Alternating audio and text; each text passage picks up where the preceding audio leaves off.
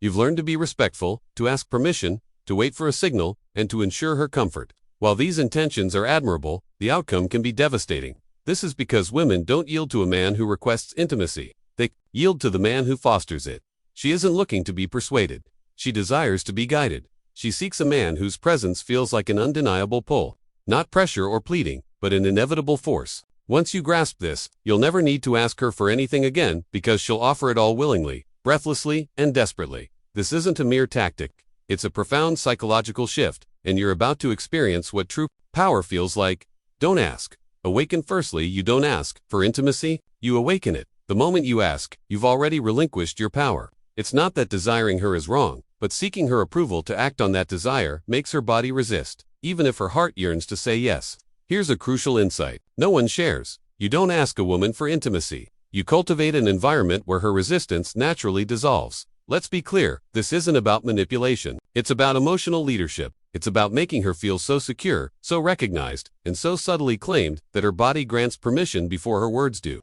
If you wish to touch her, don't begin with your hands. Instead, start with the space surrounding her. Begin with the atmosphere you cultivate between your energy and hers. Women don't agree when asked. They agree when they are profoundly moved. The man who understands this doesn't use words as requests. He uses them as invitations, imbued with a hint of allure. He might say things like, "I don't want to rush this. I want to see if your energy aligns with mine," or "I appreciate how you look at me when you're trying to conceal it." Do you perceive the difference? He doesn't beg. He builds anticipation. He makes her feel as though intimacy is already subtly and silently unfolding, and all that remains is for her to yield to it. This is the essence of the psychological strategy. You don't ask with your mouth, you ask with your energy. You guide her toward a choice she has already emotionally embraced. Here's how this manifests in real life. You hold her gaze for just a fraction longer than usual. You lower your voice, not to sound seductive, but to slow down her thoughts. You touch her with purpose, one hand on her lower back, not both. You lean back, not in. The man who is in control doesn't pursue, he attracts. Every action you take should convey, "I'm not waiting for permission. I'm waiting for alignment." If she feels safe, she'll draw closer. If not, she won't. But either way, you didn't ask. You led. And here's the most vital component. When her no doesn't faze you, that's when her maybe transforms into curiosity. Because now, you're not a man who needs her to say yes. You're a man who effortlessly attracts yes.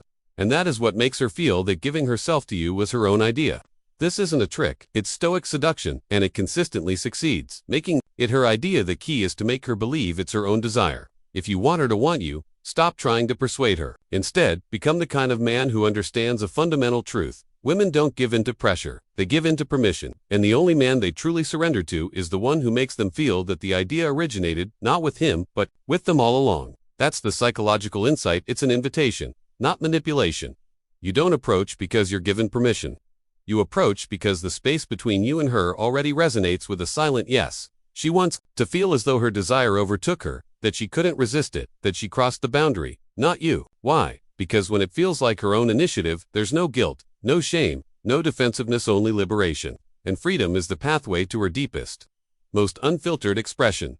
Consider how the average man approaches intimacy. He builds rapport, flatters, signals interest, and then asks, "May I kiss you? Would you like to come back to my place? Do you enjoy this?" And just like that, he forces her into a logical assessment. She has to analyze, weigh the implications, and decide if she should proceed. But a woman doesn't fall into intimacy through logic. She falls when her emotions outpace her intellect. She moves closer without understanding why. Your voice makes her lose track of time. Your silence makes her subtly nervous in a way she secretly craves. The man who grasps this doesn't push. He pulls without overtly pulling. He observes how she subtly shifts her body when he speaks. He notices when her breath catches. He interprets her silences, not to react, but to respond through his presence. He doesn't declare, "I want you." He says, "I appreciate the way you look when you're holding something back." Now she's captivated. Now she's wondering, what does he perceive in me that I haven't revealed? Why does this feel like I'm the one pursuing? Because you've reversed the dynamic. You didn't just touch her skin, you touched her ego. You made her feel exposed not physically, but psychologically. And women yearn for that kind of exposure because it's rare. And what is rare becomes desired. When a woman feels she initiated, like she lost control, like she made the first move, however subtle, that memory stays with her. She revisits it repeatedly because it allows her to experience two sensations simultaneously: empowerment and exhilaration, control and craving. More. That is the ideal state. Now, let's discuss delivery. What actions do you take? You slow down your speech. You speak in incomplete thoughts. You don't answer every question. You create gaps of curiosity. You let the silence hum between you like an electric current. You don't say, "Come over." You say, "I was planning to spend tonight alone."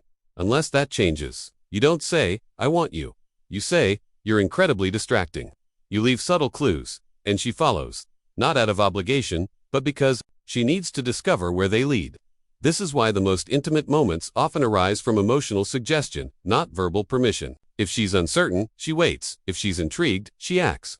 The objective isn't to compel her to say yes. The objective is to make her feel that not saying yes would be regrettable. That's what lingers with her. That's what drives her wild. You offered her the illusion of freedom and the fantasy of control, and she gave you her body as if it were the most natural decision in the world. This isn't manipulation, it's psychological seduction at its zenith. And the men who comprehend this never have to ask. They simply cultivate the moment and allow her to cross the threshold. Leading the moment. Thirdly, when you lead the moment, she gives you everything. There's a reason she didn't acknowledge your compliment. A reason she changed the topic when you hinted at progressing further. It's not because she wasn't interested, it's because you expected her to lead the moment, and she didn't feel secure doing so. Understand this, a woman only truly opens up when she perceives that you are already holding the framework. If she senses hesitation, doubt, or overthinking, her body will retract because instinctively, she knows, this man desires me, but he doesn't know how to guide me. And if you cannot lead her emotionally, she will never entrust you with her body. What most men fail to realize is this. Women aren't waiting for permission to surrender. They are waiting for a man who knows how to contain that surrender once it's given. The man who speaks deliberately, moves with purpose, and orchestrates the tempo of the moment like a conductor leading a symphony. He doesn't require her to make a move, he establishes the tone so clearly that her only decision is to follow. Not because he coerced her, but because he made it safe for her to let go. And safety doesn't imply gentleness. It implies certainty.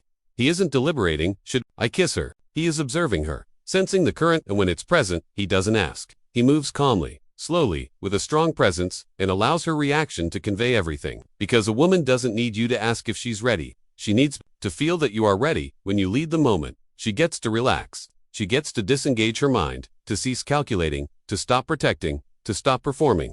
That's when her femininity takes over. That's when she becomes aroused without comprehending why. That's when she begins to reach for you because your energy communicated, "I've got this." And here's the truth. Most women have never truly experienced that, a man completely anchored, completely present, completely unaffected by the outcome. They are accustomed to men who rush, who apologize for their desire, who act boldly until she withdraws, and then suddenly revert to an insecure, shaky boy trying to earn her affection. That's when she loses interest. But the Stoic man, the one who moves slowly, speaks sparingly, and listens attentively, becomes a vessel for her emotional intensity. And that's what she craves, because feminine energy is wild.